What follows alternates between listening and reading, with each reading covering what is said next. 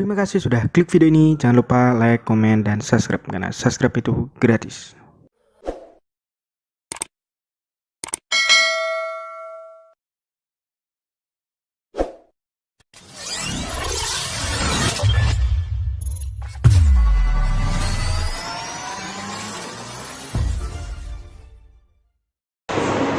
Assalamualaikum warahmatullahi wabarakatuh. Salam sejahtera, Om Swastiastu, Namo Buddhaya, Salam Kebajikan. Siamo, Tutti Fratelli. Halo Sobat Volunteer semuanya. Bagaimana nih kabarnya di rumah? Baik-baik aja kan? Nah, kembali lagi bersama kami di podcast KSR UMK. Salah satu program dari KSR UMK yang menginspirasi dan mengandung banyak informasi bermanfaat. Sebelumnya, perkenalkan terlebih dahulu, nama saya Novia Francisca sebagai host di podcast acara pada pagi hari ini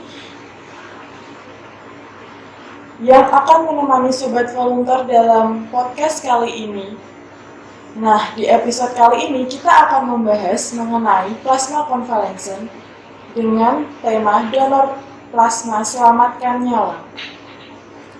Sebelumnya, saya mau mengajak Sobat Volunteer semua untuk memfollow IG KSR UMK di @ksr_pmi_UMK. Dan jangan lupa subscribe juga channel YouTube-nya KSR UMK, hurufnya besar semua ya. Nah, kali ini kita kedatangan narasumber yang sangat hebat sekali, yaitu Dr. Arif Saputra M.Biomed MM. Halo dokter. Halo Mbak. Bagaimana kabarnya? Baik, Alhamdulillah. Alhamdulillah. Untuk pekerjaan sendiri masih di rumah atau mungkin sudah di kantor? Sehari saya di PMI, Iya. sudah praktek di rumah, sudah ada di klinik. Dan ya mungkin beberapa rutinitas yang lain yang masih berkaitan dengan kesehatan, medis, seperti itu. Sungguh sangat sibuk sekali ya dok. Lumayan. Nah, kali ini kita topiknya itu plasma convalescent dok. Jadi di masa pandemi COVID-19 ini banyaknya permohonan plasma convalescent itu meningkat. Pesan-pesan permohonan plasma convalescent di sosial media juga sering kami terima. Hal ini terjadi karena kasus positif COVID yang juga terus terjadi. Banyak dari mereka yang terus-menerus berusaha untuk mendapatkan plasma convalescent yang katanya bisa digunakan untuk terapi agar kondisi segera pulih dari COVID.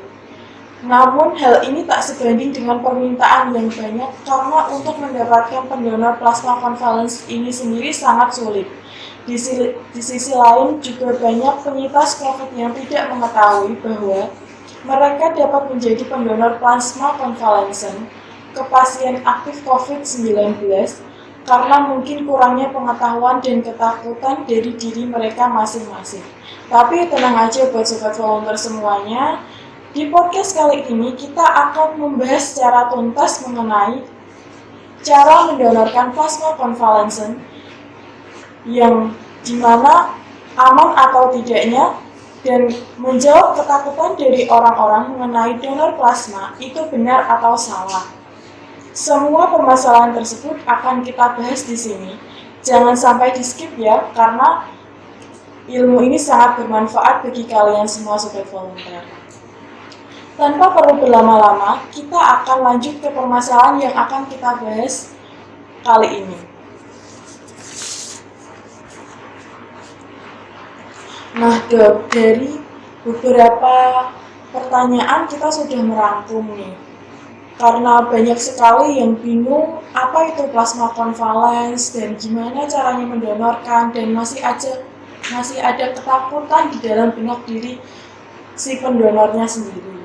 Nah, kalau boleh tahu plasma convalescent itu apa sih dok?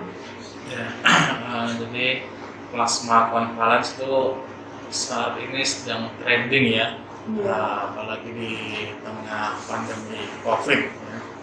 Plasma itu bagian daripada komponen darah. Komponen darah itu ada sel darah merah, ada sel darah putih, ada trombosit, termasuk di dalamnya sendiri ada plasma. Ya. Jadi plasma itu bagian daripada komponen darah, sedangkan konvalesen itu ini bagian yang didapat dari seseorang penyintas. Ya, jadi ketika seseorang, misalnya kita bicara pasien COVID ya, jadi pasien COVID sudah menderita COVID, artinya dia sudah memiliki antibodi. Gitu. Nah, konvalens itu, jadi dari orang yang penyintas itu diambil komponen darahnya, yaitu plasma, untuk nanti diolah, kemudian diberikan pada pasien yang sedang mengalami infeksi COVID. Untuk peran penting plasma konvalens sendiri itu untuk si pendonor pun, untuk si yang didonorkan itu gimana? Ya, untuk saat ini plasma konvalens itu sedang dalam tahap penelitian ya. Jadi melihat efektivitasnya, keamanannya. Gitu. Sampai dengan saat ini plasma konvalens menjadi salah satu yang saya sebutkan salah satu karena dia bukan suatu terapi utama ya. Jadi salah satu terapi yang dapat diberikan kepada pasien COVID untuk ini kesembuhannya. Jadi salah satu terapi. Nah, seperti yang kita ketahui juga, COVID kan sedang meningkatnya pada bulan ini ya dok ya. Nah, kalau bulan ini sih sudah turun, tapi kemarin itu cukup meningkat Mei, Juni cukup meningkat. Nah, itu kan populernya kan mendapatkan donor plasma gitu. Nah, itu ada efek tersendiri nggak sih dok buat bagi si yang didonorkannya itu? Yang mendapatkan terapi itu ya maksudnya. Yeah. Jadi pastinya adalah efek terapi yang diharapkan. Jadi kalau istilahnya efek apa yang misalnya didapatkan untuk yang mendapatkan terapi plasma ya pastinya efek terapi yang diharapkan.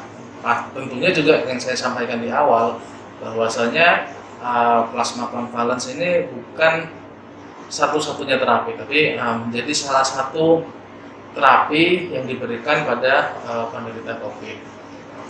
Dan untuk kriteria pemberian di COVID itu sendiri biasanya plasma konvalens itu lebih relatif diberikan pada kriteria pasien yang ringan sampai sedang. Tadi dokter juga menyebutkan bahwa plasma konvalens itu bukan satu-satunya obat terapi dari penyembuhan COVID. Nah, kalau terapi dari penyembuhan COVID sendiri itu ada apa aja sih dok? Macam-macam ya, jadi dilihat dari kriterianya ya, mulai derajat asimptomatik atau tanpa gejala, kemudian gejala ringan, kemudian gejala sedang, berat seperti itu. Jadi ya kalau tanpa gejala atau yang disebut dengan OTG dulu seperti itu atau ringan ya cukup rawat jalan, isolasi mandiri di rumah. Terapi-terapinya juga terapi suportif, obat-obatan seperti paling antivirus, kalau misalnya panas diberikan obat panas gitu. Kemudian beberapa obat yang lain seperti zinc, vitamin D seperti itu.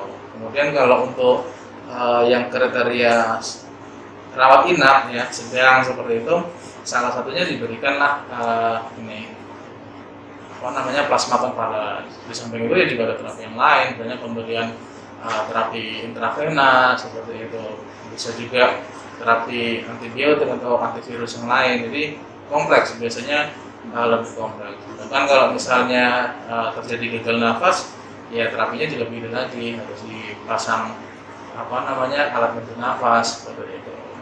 Nah, nanti kapan dimana masuknya terapi plasma konvalens itu pada beberapa literasi yang saya baca itu lebih ke gejala ringan sampai sedang. Katakanlah masuk di di rumah sakit, rawat inap, tapi mungkin belum sampai ICU lah. Jadi semakin cepat pemberian plasma konvalens itu biasanya responnya kesembuhannya juga semakin baik. Tapi kalau misalkan kondisinya itu udah memburuk ya dok si penderita COVID-nya dan telah mendapatkan donor plasma, itu gimana dok? Apakah ada resiko-resiko tertentu yang mungkin membahayakan? Kalau dari hasil penelitian, gitu ya, dari hasil penelitian disebutkan, jadi tahapan penelitian itu kan ada beberapa tahap ya. Ada tahap 1 untuk melihat keamanan, terus ada tahap 2, tahap 3 sebenarnya efektivitas sampai dengan kelulusan produknya seperti itu.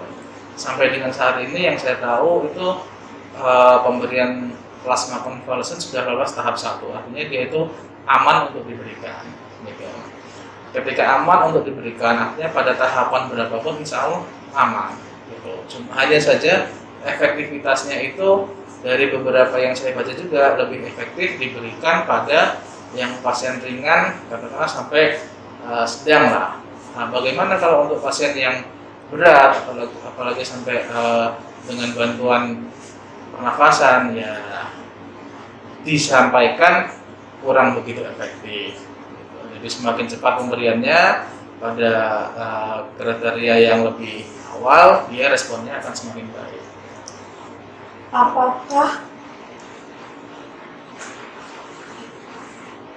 Apakah katanya tidak semua pasien COVID itu bisa menerima donor plasma konvalensi, Dok? Ya itu tadi berdasarkan derajat berat ringannya suatu penyakit, gitu ya. Jadi semakin awal diberikan pada derajat penyakit yang lebih ringan, itu insya Allah respon terapinya akan semakin cukup baik. Hanya saja kalau misalnya plasma konvalesen sudah diberikan pada, kegawatan yang tingkat lanjut, itu efektivitasnya kurang. Jadi itu yang dikatakan tidak semua diberikan. Tapi kan pilihan terapi tadi itu banyak. Artinya pemberian plasma konvalesen yang mengandung antibodi ini bisa diberikan pada yang gejala ringan sedang. Sedangkan untuk yang berat itu dipilihkan terapi yang lain. Nah, ini ada salah satu pertanyaan yang mungkin banyak banget sobat volunteer tanyakan nih, Dok. Syarat untuk menjadi pendonor plasma konvalensi yang benar itu gimana sih, Dok?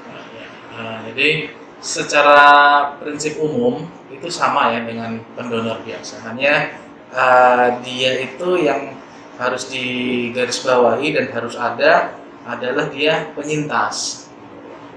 Penyintas tahunya dari mana? Tadi deh, maksudnya penyintas itu kan orang yang sudah pernah terkena COVID ya, alumnus lah seperti itu.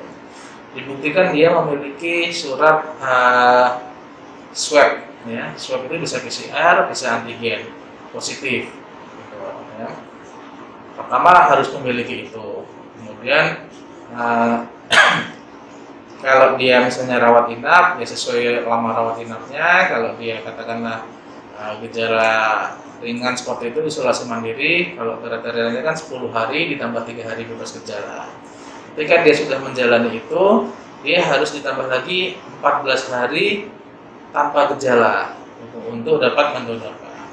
Untuk kriteria-kriteria yang lain, umur 18 sampai dengan 55 tahun seperti itu. Berat badan ini ada perbedaan, misalnya kalau donor darah biasa itu 45, kalau untuk plasma konvalesen itu 55 seperti itu. Golongan darah sesuai, terus yang saya sebutkan itu penyintas, dan yang penting lagi cara mengetahuinya dia itu memiliki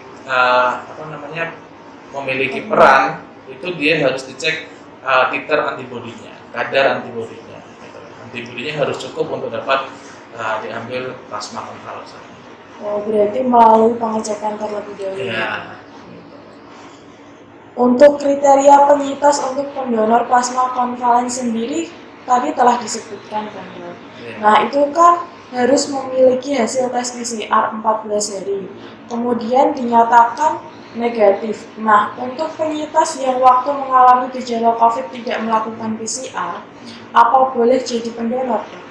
Jadi kita kan bisa mempercayai secara legal ya. Ini kan karena misalnya kalau ada pemeriksaan kita kan harus bisa membuktikan. Secara legalnya memang harus dibuktikan dengan PCR itu tadi. Gitu. Kalau misalnya hanya bergejala, kita belum bisa untuk menerimanya. Hanya saja untuk dulu disampaikan kan dulu syaratnya harus PCR negatif. Kalau sekarang tidak perlu PCR negatif gitu. Hanya surat keterangan sembuh dari dokter atau surat keterangan selesai isolasi itu sudah cukup untuk boleh mendonorkan plasmanya. Untuk bagi penyintas COVID sendiri ataupun yang nggak pernah terkena COVID nih dok, boleh nggak jadi pendonor? Tidak pernah terkena COVID. Ya, Iya. jadi kan balik lagi ke definisi tadi di convalescence tadi. Convalescence itu kan orang yang penyintas yang sudah memiliki antibodi. Gitu. Jadi non-jauh kalau orang yang belum memiliki antibodi artinya dia belum pernah terkena, ya dia kan nggak punya antibodi, jadi nggak bisa dipakai plasmanya untuk diberikan kepada yang sedang terinfeksi. Jadi untuk yang tidak pernah terkena ya belum bisa. Jadi untuk warga atau masyarakat itu pada ketakutan dok jika misalkan penyintas COVID itu mendonorkan antibodi atau plasmanya. Mereka ketakutan sendiri karena antibodinya kalau diambil dia akan kena lagi. Itu benar nggak sih dok statementnya? Kalau masalah kena atau tidak kena lagi itu relatif ya.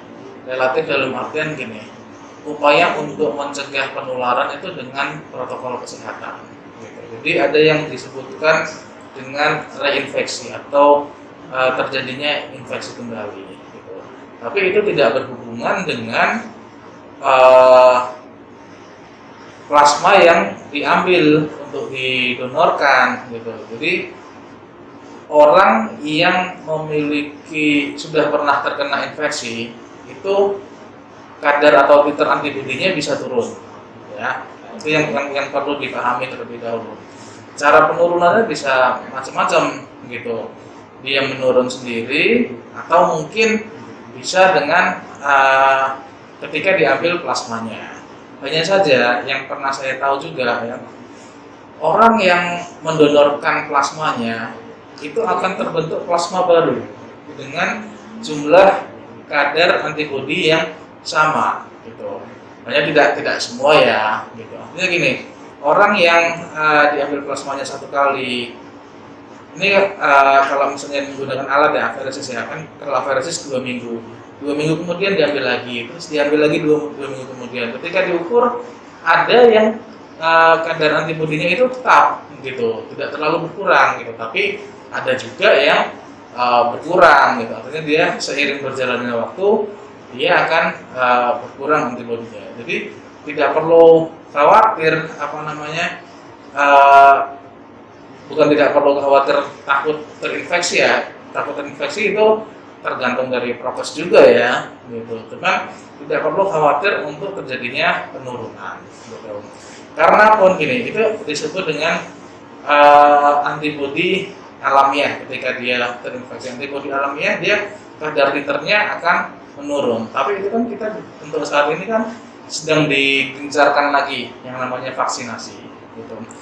Vaksinasi ini pemberian antibodi buatan yang dari luar tubuh gitu. Jadi bisa diberikan antibodi melalui vaksinasi.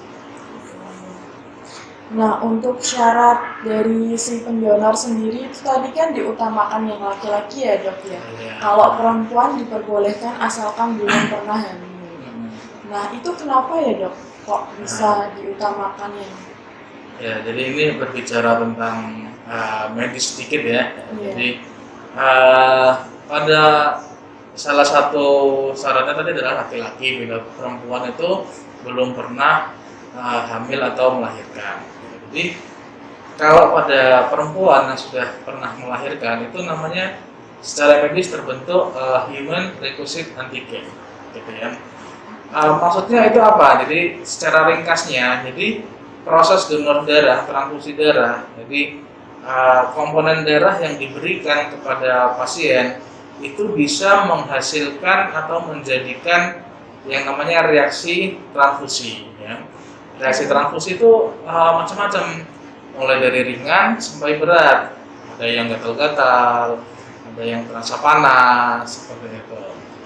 Dikhawatirkan kalau pada perempuan yang sudah pernah hamil atau melahirkan, ketika dia terbentuk HLA namanya ya, itu akan terjadi reaksi transfusi gitu. Kalau ringan nggak apa-apa, khawatirnya berat nanti misalnya terjadi, mohon maaf ya, ada yang disebut dengan TRALI ya, transfusion related acute lung injury atau kegagalan pada paru gitu ya, pada sistem paru. Kalau misalnya terjadi seperti itu bisa mengakibatkan ya parahnya kematian pada si pasien. Jadi itu yang dikhawatirkan, jadi untuk mencegah reaksi transfusi. Nah, kalau si pendonor tersebut sudah divaksin, apakah boleh dok untuk mendonorkan plasma? Untuk mendonorkan plasma ya, jadi memang kalau donor biasa untuk saat ini adalah kurang lebih jaraknya 3 hari dia boleh donor lagi. Tapi kalau untuk plasma konvalesen yang saya tahu jaraknya sekitar 2 minggu. Cukup lama ya dok? Ya cukup lama ya.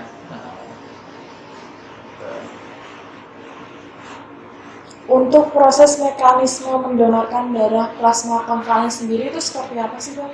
Mekanismenya ya, jadi seperti syaratnya tadi, ya, artinya dia harus memiliki persyaratan-persyaratan seperti hasil swab PCR atau antigen positif, kemudian dia sehat, ya, pastinya dia harus ke PMI gitu. Selain PMI bisa sih yang namanya unit transfusi darah rumah sakit. Nah, tadi kan sudah dokter sebutkan kan, kalau misalkan untuk menjadi pendonor itu harus memiliki kadar antibodi yang bagus sesuai dengan ketentuan. Nah, berapa sih dok kadar antibodi yang bagus untuk pendonor plasma konvalen? Ya, jadi kalau secara pengukuran kadar antibodi seminimalnya adalah 1/80 gitu. Itu kan dengan metode pengenceran. Atau bisa juga dengan menggunakan alat. Untuk alat itu beda-beda, alatnya apa seperti itu. Ya salah satu tersebut misalnya namanya cross itu lebih dari 1/132 seperti itu, atau mungkin dengan alat Abbott itu kurang lebih 800 sekian seperti itu.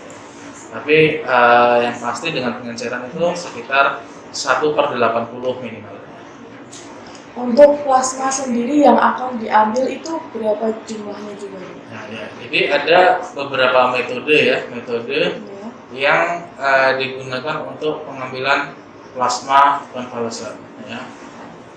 Plasma konvalesen metode aferesis contohnya ada di PMI Kota Semarang. Itu yang diambil itu benar-benar plasmanya saja, artinya sel darah merah, trombosit yang tidak penting itu akan dikembalikan lagi ke tubuh. Kalau dengan metode aferesis itu dia akan mendeteksi tergantung dari berat badan, ya, gitu. Kalau berat badannya mencukupi dia bisa lebih dari 200 cc, gitu, 200 cc, 400 cc atau 600 cc, gitu. Jadi minimalnya adalah 200 cc atau 200 ml. Tapi kalau untuk plasma konvensional artinya yang tidak dapat memilah, jadi plasma yang diolah nantinya itu sama 200 cc, tapi darah yang diambil, jadi plasma kan tadi merupakan salah satu komponen darah ya, jadi kan mengambilnya itu secara keseluruhan darah itu menggunakan kantong 400 cc 400 ml untuk nanti diambil komponen plasmanya hanya 200 ml.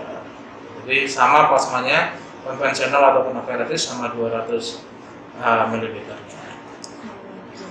Nah, untuk rentang waktu untuk bisa mendonorkan plasma konvalen kembali itu sekitar berapa dok? Jadi tergantung metodenya juga. Kalau metode aferesis dengan alat yang canggih itu 2 minggu sudah bisa untuk diambil lagi. Tapi untuk metode konvensional ya sama seperti donor biasa gitu. Kalau untuk laki-laki kan sekitar 2,5 bulan, 2,5 bulan sampai 3 bulan. Untuk perbedaan dari alat tersebut apa sih dok? Yaitu ini ya teknis pengambilan ya, artinya kecanggihan alatnya ya. Kalau konvensional kan seperti donor darah biasa, jadi donor darah biasa begitu kantong yang nyambung dengan jarum itu masuk, nah dia akan mengalir mengalir biasa, mengambil segala macam komponen darah, sel darah merah, plasma, trombosit. itu akan terambil semua. Sedangkan untuk alat yang canggih, yang advanced tadi secara teknis, seperti yang tadi sudah saya sampaikan, dia hanya mengambil komponen plasmanya saja, gitu. Jadi komponen darah yang lain dia tidak akan ambil, dia akan dikembalikan lagi. Misalnya begitu tersedot seluruh komponen sel darah merah, trombosit, plasma, kemudian sel darah merah, trombosit itu akan dikembalikan lagi ke tubuh. Jadi yang benar-benar diambil hanya plasmanya saja. Kemudian waktunya juga biasanya lebih lama. Berarti ini disaring ya dok? Ya seperti itu, kurang lebihnya seperti itu. Jadi seperti alat cuci darah hemodialisa gitu, yang tidak penting akan dikembalikan lagi ke tubuh. Nah tadi untuk pendonor sendiri kan harus melewati proses screening ya dok ya. Nah untuk mendonorkan lagi ketika waktunya sudah bisa untuk mendonorkan lagi nih dok, apakah harus melalui proses screening lagi atau sudah langsung gitu dok? Screening ya kami berharap sih tetap. Jadi proses screening itu tidak susah ya, itu yang harus digarisbawahi dulu gitu. Jadi jangan ada kekhawatiran bahwasannya screening itu merepotkan gitu. Kan screeningnya hanya dengan memperlihatkan ini saja kan, hasil PCR itu saja kan gitu. Saya rasa itu kan tidak berat. Kalau untuk diambil darahnya itu pasti gitu, orang yang akan donor juga pasti akan diambil darahnya dan diambil sampelnya. Jadi orang tersebut juga tidak perlu berlama, kalau misalnya diambil ya tidak perlu berlama-lama di sini gitu kan, diambil darahnya terus dia pulang. Masalah dia mengetahui hasilnya itu kan proses gitu. Jadi untuk mengetahui hasilnya itu memang membutuhkan proses waktu, karena kan ada beberapa pengecekan. Misalnya kalau di Kudus sendiri atau di UTD manapun itu harus yang melewati tahapan screening infeksi menular lewat transfusi darah gitu. Harus dicek dulu darahnya ini kira-kira ada infeksi apa tidak gitu. Tapi kan si pendonor tidak perlu menunggu itu gitu. Yang penting dia sudah terambil darahnya, dia bisa meninggalkan lokasi. Juga ada pengukuran titer lagi gitu ya. Titernya harus diukur lagi, setidaknya adalah 1/80 tadi. Jadi tetap ada proses screening yang harus dilewati. Hanya saja proses screening itu tadi insya Allah tidak merepotkan atau memperlama atau menyulitkan dari pendonor. Untuk si pendonor sendiri itu masih pada bingung nih dok. Ya. Untuk efek-efek yang terjadi setelah mendonorkan plasma konvalesen mulai dari efek positif maupun negatif itu apa aja sih dok? Kalau donor darah itu sama ya, seperti donor darah pada umumnya ya. Gitu. Hanya saja jumlah yang diambil kan relatif lebih banyak ya kalau misalnya untuk konvensional. Saya rasa tidak ada efek yang signifikan ya, terutama bagi orang-orang yang sudah rutin untuk mendonorkan darah mungkin ya biasa saja gitu. Malah kan dengan donor darah itu kan menjadikan kita lebih sehat, kita akan tahu kondisi badan kita seperti apa, HB kita bagaimana.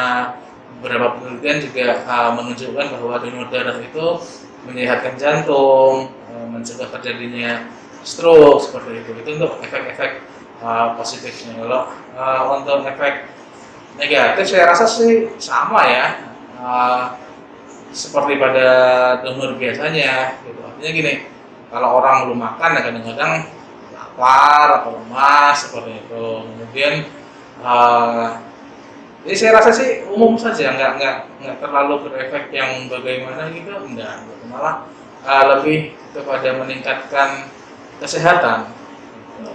Untuk yang belum pernah sama sekali mendonorkan darah nih dok, apalagi ketika diminta untuk mendonorkan plasma dan dia bersedia. Nah itu kan pasti ada hal-hal tertentu yang membuat ketegangan ketika diambil, terus ada hal-hal nanti setelah diambil plasmanya mungkin lemeskah, mualkah atau gimana gitu dok? Ya itu tadi yang seperti saya sampaikan, efek negatif itu bisa saja terjadi. Hanya saya rasa itu tidak terlalu parah lah gitu ya, biasa seperti itu. Makanya persiapan-persiapan sebelum donor itu juga penting, seperti minum air putih yang cukup, sarapan gitu, terus kondisi sehat gitu, dan jangan lupa ikhlas untuk membantu ya. Dari situ Iya. dengan niatan yang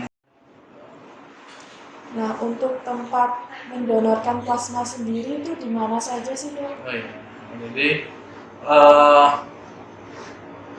awal COVID, jadi kalau dilihat dari perjalanan waktunya, dulu itu hanya dilakukan pada beberapa center ya, gitu, yang sudah memiliki kelengkapan alat yang cukup. Gitu. Misalnya dulu di Jakarta, Semarang, Bandung, seperti itu, Jogja.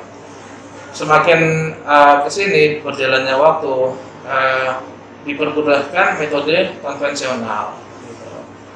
Nah, metode konvensional ini akhirnya bisa dilakukan oleh beberapa PMI kelas media yang bukan utama gitu. Nah, misalnya Kudus seperti itu tuh, atau Rembang itu diperbolehkan untuk mengambil plasma metode konvensional. Karena untuk yang aferesis terus terang kita belum punya alatnya untuk yang di Kudus. Nah, untuk sekarang ini ya, Dok, kan kebanyakan orang mencari informasi atau meminta bantuan itu di sosmed ya, Dok, Iya. untuk populernya sekarang ini. Nah, kira-kira untuk mendapatkan darah plasma konvalen sendiri itu, kalau misalkan kita itu mencari informasinya lewat sosmed, itu gimana, Dok? Mencari informasi lewat sosmed. Iya. Nah, Apakah ada yang membantu langsung mengarahkan, atau misalkan si PMI atau penyedia donor plasma sendiri langsung menawarkan atau menghubungi gitu, Dok? kalau di sosmed saya sih kurang tahu ya. Jadi kalau misalnya ditanyakan aja lebih tepatnya bagaimana upaya PMI ya. Kalau upaya PMI di awal kita itu berusaha mendata ya. Nah, jadi mungkin ketika belum diperkenankan untuk plasma metode konvensional, kita berusaha mendata. Jadi kita membuka semacam Google Form seperti itu ya. Kita sebar di beberapa komunitas-komunitas grup, mungkin di forum relawan atau kalau saya pribadi di beberapa teman rumah sakit, di beberapa teman puskesmas gitu. Jadi dari Google Form itu bagi penyintas-penyintas itu saya berharap mereka untuk mengisi data gitu. Ada namanya, ada kapan PCR-nya gitu, terus golongan darahnya apa gitu. Kemudian kenyataan bersedia untuk mendonorkan darahnya. Jadi dari situ saya bisa katakanlah bergerak, ada data gitu. Kalau misalnya ada yang menanyakan PMI, nah kami punya data penyintas seperti ini. Walaupun ternyata tidak gampang ya, atau penyintas itu belum tentu mau istilahnya memberikan datanya ya, tapi paling tidak itulah usaha kami gitu. Jadi memang dari situ kalau misalnya nanti ada yang menanyakan PMI, kita coba menghubungkan gitu. Itu dulu ya. Kalau untuk sekarang karena sudah diperbolehkan untuk metode konvensional, ya kita bergeraknya selain mendata tadi, orang yang bersedia langsung kita ajak untuk donor di PMI di sini gitu. Ya sudah, kita ambil aja darahnya untuk dijadikan stok plasma. Hanya saja ya ini masih berjalan beberapa minggu ya, jadi belum banyak. Apalagi ternyata kasusnya menurun. Jadi permintaan saat ini juga tidak begitu banyak. Untuk di Kudus sendiri kan katanya belum ada alatnya gitu. Nah, untuk terapi pasien-pasien COVID di rumah sakit di Kudus sendiri itu, kalau ini mendapatkan plasma itu melalui siapa ya, Dok? Dan kalau boleh tahu itu untuk mendapatkannya sendiri itu dari mana gitu? Kalau informasi yang saya dapat pada saat banyak-banyaknya kemarin ya, gitu. Karena yang saya sebutkan tadi kan pada beberapa center, contohnya kalau di Jawa Tengah ini kan Semarang, Solo, kemudian di Banjarnegara, gitu. Ada tambahan satu Cilacap. Jadi dari mana mereka mendapatkan ya dari beberapa center itu gitu. Jadi dari PMI Kota Semarang, PMI Solo, Banjarnegara gitu. Saya juga pernah mengupayakan pada yang saya mintakan dari center-center tersebut. Dari Jogja juga pernah. Nah, untuk plasma sendiri kan ada kadar ketahanannya nih dok, seperti darah biasa itu kan ya. Nah, untuk plasma sendiri itu kadar ketahanannya berapa jam sih dok? Jadi kalau metode penyimpanan kita lebih berbicara seperti itu ya. Jadi plasma yang sudah diolah itu dapat disimpan pada suhu 2-6 derajat. Sampai kapan dia bisa disimpan? Kurang lebihnya 35-40 hari. Itu yang dengan metode konvensional. Kalau yang dengan metode aferesis tadi dengan alat itu nanti bisa dibekukan gitu. Kalau dibekukan bisa bertahan lebih lama lagi sampai tahunan juga bisa gitu. Jadi ya itu beberapa dan itu juga antibodi yang terdapat di dalamnya juga masih bisa dipakai gitu. Jadi nggak ada komponen-komponen yang hilang dalam plasma tersebut ketika dibekukan. Tetap ada. Nah, pertanyaan terakhir nih dok, untuk sebelum mengakhiri acara podcast kali ini, apa yang bisa dokter katakan dan sampaikan pada mereka yang sedang membutuhkan plasma konvalens yang cukup langka dan sulit, dan juga pada mereka yang senang hati untuk mendonorkan plasma konvalens dengan tulus ikhlas dan lulus screening? Ya. Kalau saya melihat ya, insya Allah atau ya saya sih berharapnya pandemi selesai ya. Hanya saja beberapa yang saya baca atau juga menurut pakar, COVID ini kan akan katakanlah ada terus, gitu ya. Ada terus dalam artian gini, mungkin jumlahnya akan menurun, juga orang-orang yang terkena hanya beberapa saja, tidak banyak seperti itu. Seperti dulu mungkin virus demam berdarah seperti itu, atau mungkin musiman seperti itu. Artinya tetap akan dibutuhkan plasma konvalens. Nah, kalau dari saya, ya saya kalau ada yang mendonorkan plasma, itu saya mewakili mungkin PMI akan berterima kasih karena itu juga sebagai bagian dari upaya kemanusiaan yang tentunya plasma tersebut akan disampaikan pada yang membutuhkan bagi yang sedang mengalami penyakit COVID itu. Kemudian apalagi ya saya mengajak lah, gitu. Ayo mantan jadi pahlawan. Mantan COVID menjadi pahlawan penyakit COVID. Untuk melawan Indonesia sendiri supaya kita bisa bangkit dan COVID juga bisa segera usai. Ya. Alhamdulillah. Oke. Pandemi COVID-19 bukan hanya menguji akan daya tahan tubuh seorang saja, tetapi masa pandemi ini menguji juga tentang solidaritas kemanusiaan. Saling membantu dengan mereka yang membutuhkan dengan tulus ikhlas. Donor plasma, selamatkan nyawa. Saya, Novia Francisca, sebagai MC, dan juga narasumber kita, Dr. Arif, mengucapkan terima kasih. Semoga sedikit informasi dari kami semoga bermanfaat. Sampai bertemu di podcast KSR UMK selanjutnya. Wassalamualaikum warahmatullahi wabarakatuh.